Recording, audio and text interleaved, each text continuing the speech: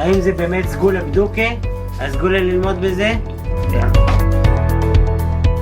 Erev Tov and good evening, everyone. We're in the Zera Shimshon on Parshas Miketz, and we're going to do Os Gimel, section number 3. It's not a lengthy piece, but it is a bit of a complicated piece. So we're going to move along, making sure we understand the different transitions and the different points that the Zera Shimshon is making.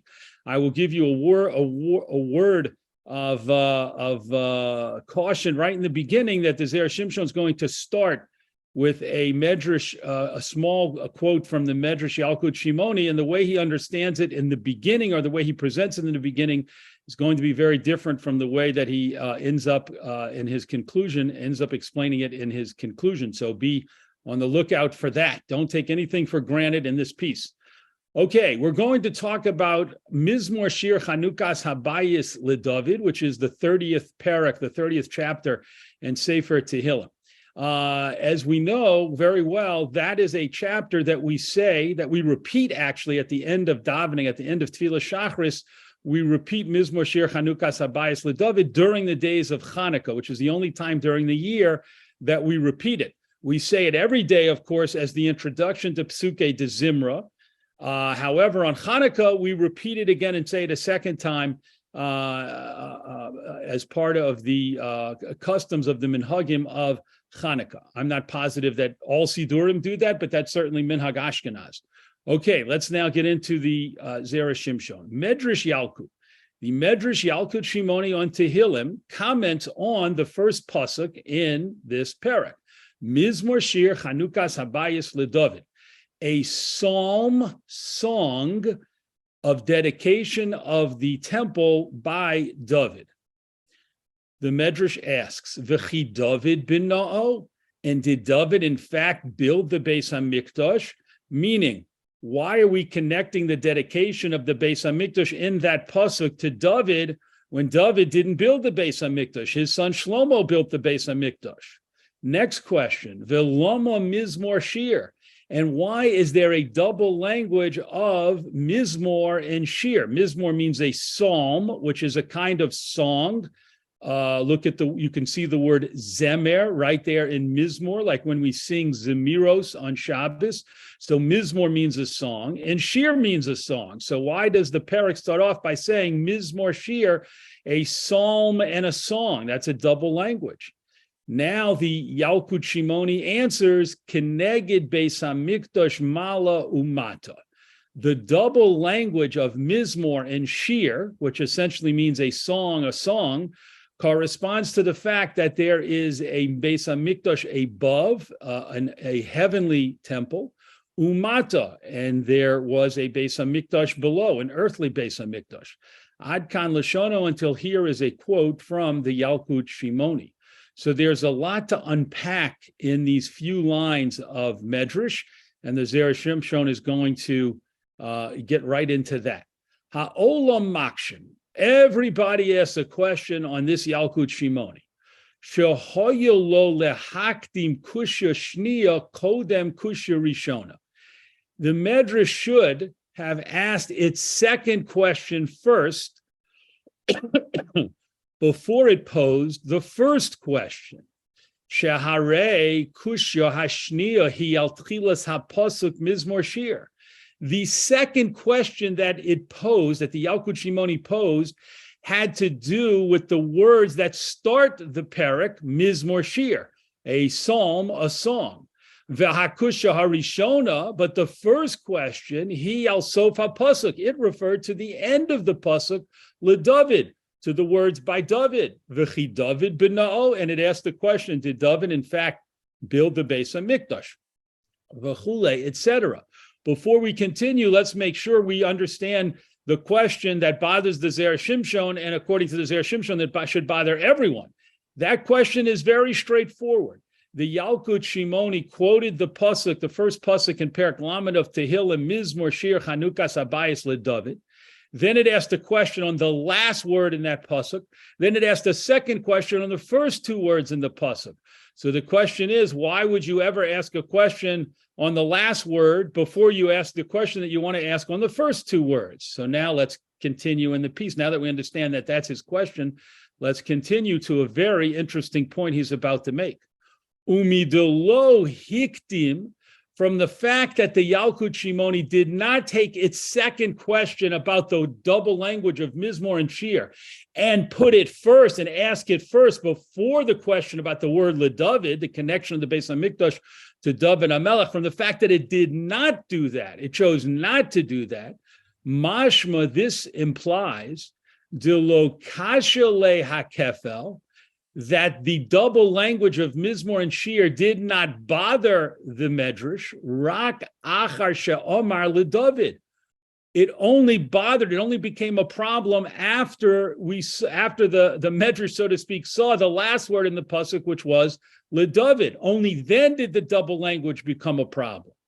But the Zera Shimshon says, wait a minute. Ilu haya omer Mizmor Shiur chanukas habayis. If in fact the word LeDavid was taken out of the first pasuk, it was deleted from the first pasuk, and the first pasuk in the parak just said Mizmor Shiur, a psalm and a song for the dedication of the temple of the Beis HaMikdash, v'sulo, and it didn't say any other words. In other words, it didn't say LeDavid.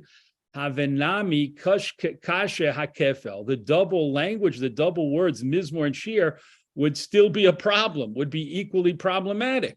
So the question the Zera Shimshon is asking, the additional question he's asking is how come the things are out of order? And then as a follow-up to that, since they're out of order, there's an implication, which is that the Medrash would never have asked the question about the double language in the first two words if it had not been bothered by the word LeDavid at the end of the pasuk.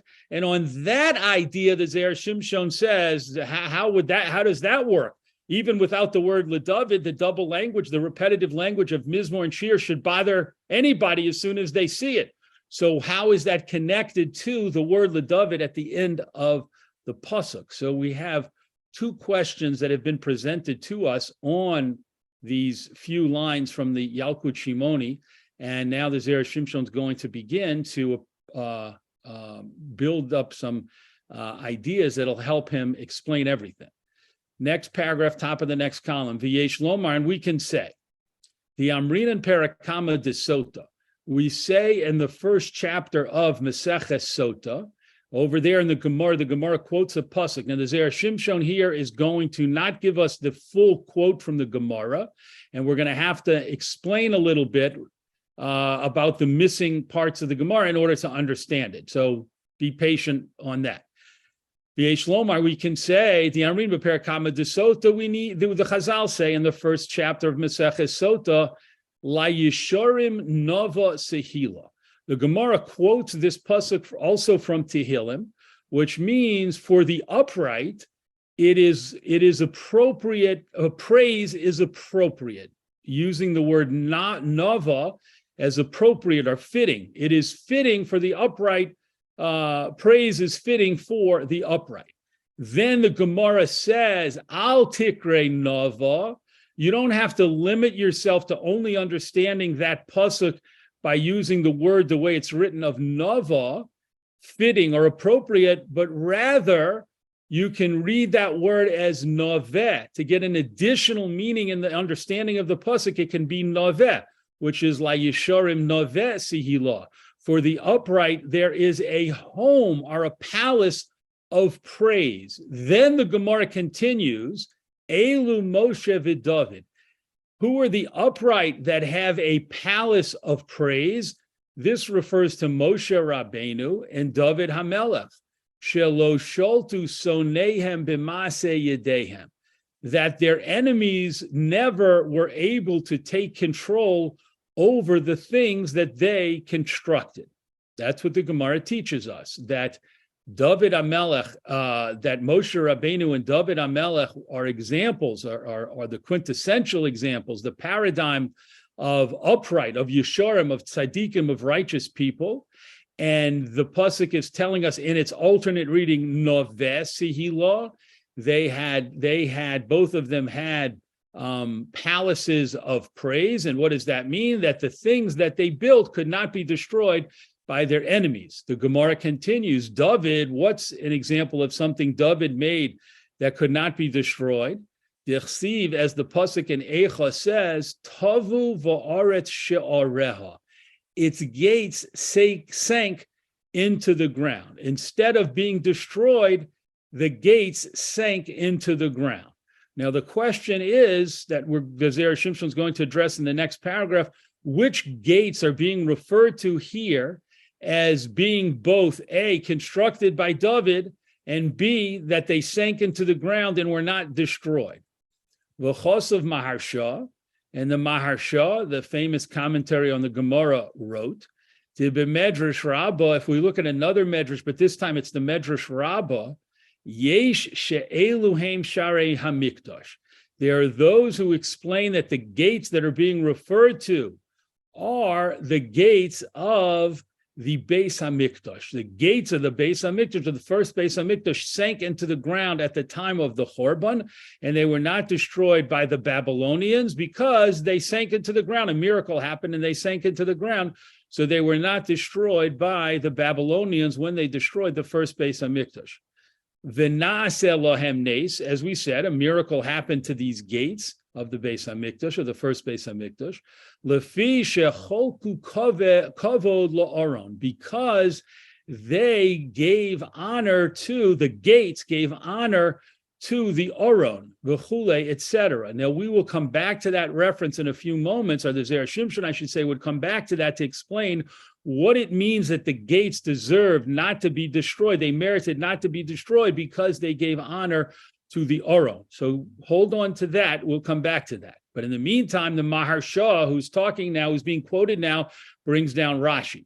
V'Rashi Peresh, Rashi explains about the gates, al Sharei Tzion, that when it says the gate sunk into the ground in Eicha, in the Sefer Eicha, Megillas Eicha, that is actually referring to the gates of Tzion, the gates around Yerushalayim, v'lo asharei Beis HaMikdash, and it's not referring to the gates of the Beis HaMikdash. So Rashi has a different explanation as to the gates that sunk into the ground and weren't destroyed. V'nidchak bozeh, continuing to the next page, and Rashi, according to the Maharsha, was forced into this. He was compelled to say this, Mishum dinokat hocha David, because it is talking here about David HaMelech, v'hu lo bona Beis HaMikdash, and he did not build the first Beis HaMikdash, ela Shlomo b'no, but rather Shlomo HaMelech built the first Beis HaMikdash. So the Maharsha says the reason that Rashi rejects the interpretation that the gates that sunk into the ground miraculously and weren't destroyed, he rejects the explanation of the Medrash Rabbah, or I should say he doesn't choose to bring down that explanation, is because how could we refer to the gates that David built if we're talking about the gates of the Beis HaMikdash? Instead, Rashi says we must be talking about the gates of Yerushalayim and the walls of Yerushalayim, which David HaMelech did build. And that's why Rashi brings down that explanation. The HaMedrash, so there, continuing the next paragraph, but the Medrash Rabbah itself thinks Devadai b'sharei mikdash ayre, that we are definitely talking about the gates of the Beis HaMikdash. When it says in Eicha that the gates sunk into the ground and they were not destroyed through a miracle, that is referring, according to the Medrash Rabbah, to the gates of the Beis HaMikdash. Ve'af al gav de Shlomo bin Na'o, and even though Shlomo built the Beis HaMikdash, Ikar hakavod hoyu leDavid, the primary honor and credit for the construction of the first Beis HaMikdash goes to David, Shlomo's father, David HaMelech. Shehu hechin kesef v'zohav levinyono. He prepared and amassed the silver and gold for the construction of the Beis HaMikdash. V'kona hamakom shel HaMikdash, and David also purchased the location of the future Beis HaMikdash that his son Shlomo was going to build. Ulegabe she'arim amrinon, and regarding these gates of the Beis HaMikdash, we say, and now we're quoting a Gemara from Masechta Shabbos, and Chazal say there, Dovku she'arim zeh bazeh. We're going back to something the Zera Shimshon alluded to before, the gates, when Shlomo HaMelech came to bring in the Aron to the Beis HaMikdash, the gates clung to each other and they would not open. Ad Zochra Lechaste David, until Shlomo HaMelech said the words, remember the pious actions of David HaMelech. Once he said those words, then the gates opened and allowed the Aron to be brought in. So that is how the gates gave honor to the Aron. They wouldn't open until the Aron was ready to come in, but they also wouldn't open until Shlomo HaMelech mentioned his father David and David HaMelech's righteous, pious actions. V'lochein, and therefore, by she'orim, these gates of the first Beis HaMikdash, tehilo leDavid, they are a praise to David HaMelech in the sense that they were never destroyed, but rather they sank miraculously into the ground at the time of the destruction of the first Beis HaMikdash. Ad Kahn Lashono, until here is a quote from the Maharsha. Everything since the Zera Shimshon started to quote the Maharsha until now was all the Maharsha, the commentator, talking. V'ayin sham ba'orech, and the Zera Shimshon says it's worth looking over there into the Maharsha's commentary and reading it at length. However, a very fundamental idea that the Zera Shimshon is now going to put into effect to answer his questions has been given to us, has been promoted, has been suggested to us by the words of the Maharsha. And that idea is that David HaMelech, even though he did not build the first Beis HaMikdash, he's given credit for its construction because A, he amassed the financial resources, the gold and the silver that was needed to build it, and B, he purchased the site on which it was built. And because he did those things, those necessary preparatory activities and actions beforehand, because he took care of the prerequisite, so to speak, therefore he's given credit for having constructed the Beis HaMikdash. And just like the Gemara and the Medrash that the Maharsha was talking about, where they were specifically focused on the gates of the Beis HaMikdash, we can apply the same idea to the Beis HaMikdash as a whole, that David can be given credit for the whole construction of the first Beis HaMikdash, and that's the idea that the Zera Shimshon will now continue with as he moves ahead to answer his questions. Ume'ata, and from now, once we understand these ideas that we've developed, hirgish HaMedrash, we can go back and see how the Medrash was sensitive to the fact shtei kushios b'pasuk zeh, that there were two problems with the pasuk, with this pasuk, meaning the pasuk we started with, Mizmor Shir Chanukas Habayis LeDavid, a psalm and a song for the dedication of the Beis HaMikdash by David. That's the pasuk we're going back to now, which is how we started the piece. And the Medrash Yalkut Shimoni understood that there were two problems. Techila, the first problem, Hakefel Shel Mizmor Shir, was of course the double language of Mizmor and Shir, which we said means a song, a song. The ode, and another problem, Lama Amar LeDavid. Why did it say by David? V'harehu lo b'na'o. Why did it connect the dedication of the Beis HaMikdash to David when David didn't build the Beis HaMikdash? Now, listen carefully. V'im lo haya omer hapasuk LeDavid. If the pasuk had not said the word LeDavid at the end of the first pasuk, Rak Mizmor Shir Chanukas Habayis, if it had only said a psalm, a song of the dedication of the Beis HaMikdash, Visu lo, and nothing further, if it had left out the word LeDavid, lo hayakosha hakefel, then the double language would not have been problematic. This is something the Zera Shimshon kind of set us up for, set the table for in the very beginning, but he asked it as a question. His second question in the beginning was, how come if you take out the word LeDavid, the problem of the double language goes away? Now he's saying it in fact does go away. Why? Shehayisi Omer, because without the word LeDavid, I would have said, Shehakefel hu al shnei mikdashim. The double language of Mizmor and Shir would be easily understood as referring to the two Beis HaMikdashes, the two Batei Mikdash, necharav harishon, because as we know, after the first Beis HaMikdash was destroyed, nivne hasheni. The second one was built. So let's pause here for a moment. This is the answer to the Zera Shimshon's second question, which was, why is it that the double language didn't seem to bother the Medrash Yalkut Shimoni until after it saw the word LeDavid at the end of the pasuk? And the Zera Shimshon is answering, without LeDavid, anyone who read the pasuk, according to the thinking of the Medrash Yalkut Shimoni, would have realized Mizmor Shir, a song, because there are two temples, the first Beis HaMikdash and the second Beis HaMikdash, and that's what's being referred to when it says Mizmor and Shir.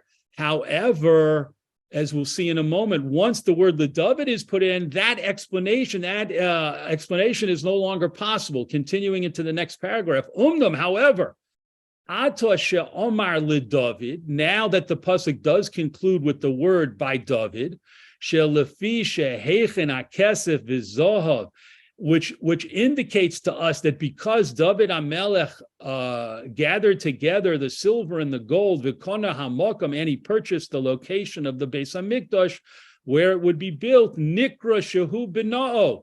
He is referred to as the person who built the Beis HaMikdash. In Kahn, lo hayelo liyos necharav la'olam. If David HaMelech is being connected to the first Beis HaMikdash and is being credited with its construction, then it never should have been destroyed, as we saw based on the Gemara, based on the words in Chazal, that the things that Moshe Rabbeinu constructed and the things that David HaMelech constructed could never be destroyed by their enemies. Then the first Beis HaMikdash never should have been destroyed. Shehu kemo ma'aseh David mamish, because apparently we're saying it's as if David HaMelech actually built it, even though he didn't actually build it, but he's being credited with its construction. In which case, v'lama kosav akefel. So why did the pasuk in Mizmor Shir start off with the double language? Shenireh shebavadai osid lecharev, because that would make it seem that the first Beis HaMikdash was destined to definitely be destroyed. And why would that be anyone's assumption, since David is credited with its construction? The opposite should have been assumed, namely that it will never be destroyed. Ve'od shehamikdash sheni b'na'o Ezra v'lo David. And then you have an additional problem, which is the second Beis HaMikdash. If that's what you're referring to, the first Beis HaMikdash and the second Beis HaMikdash, if that's your way of explaining the double language of Mizmor and Shir, then you have another problem, which is David HaMelech certainly had no connection to the building of the second Beis HaMikdash, but rather that was undertaken by Ezra HaSofer. So those two things would be problematic. The say rates, and that's why the Yalkut Shimoni answers. It had all of these steps in mind, and it answers shekavonos hamashorer, the intention of the psalmist of David HaMelech, lo hayusa al hachorban. It wasn't to say Mizmor and Shir, a double language, because it was referring to the first Beis HaMikdash was destroyed, and also referring to the second Beis HaMikdash. No. Ela keneged Beis HaMikdash shel mala v'shel mata, but rather it was referring to the two Beis HaMikdashes that David was involved in. The construction are the preparation for the construction of the first Beis HaMikdash, the earthly Beis HaMikdash, which also led to a heavenly Beis HaMikdash being constructed as well in the supernal realm, so to speak. And so David HaMelech's connection to those two temples is what he had in mind when he used the double language of Mizmor and Shir. So at this point, let's just go back, because the Zera Shimshon has taken us through several steps, not all of which are so easy to understand. Let's go back and make sure we understand how he answered his original two questions. The first question was, why did the Yalkut Shimoni ask a question on the word LeDavid, which came at the end of the pasuk, before it asked a question about Mizmor Shir, which is how the pasuk begins? And he's answered that question by saying that the Medrash would never have been bothered by the double language of Mizmor and Shir if the pasuk had not ended with the word LeDavid, because without connecting the Beis HaMikdash to David HaMelech, you could easily understand the double language of Mizmor and Shir as referring to the first Beis HaMikdash and the second Beis HaMikdash. However, once it says LeDavid at the end, you can no longer offer that explanation as he just told us in this last paragraph. And therefore, then you have to come up with another explanation as to why it said Mizmor and followed by shiur, the double language. And then now the answer is both temples that are connected to David, the Beis Hamikdash Lamala and the Beis Hamikdash Lamata, the heavenly Beis Hamikdash and the earthly Beis Hamikdash are what are being referred to, and that's why it says both Mizmor and shiur. And that's how he brings together and ties together the different pieces. Yasher Koch for joining us this week in the Zera Shimshon, and a Freilich and Chanukah to everybody. We look forward, God willing, to learning next week's Parsha in the Zera Shimshon next week.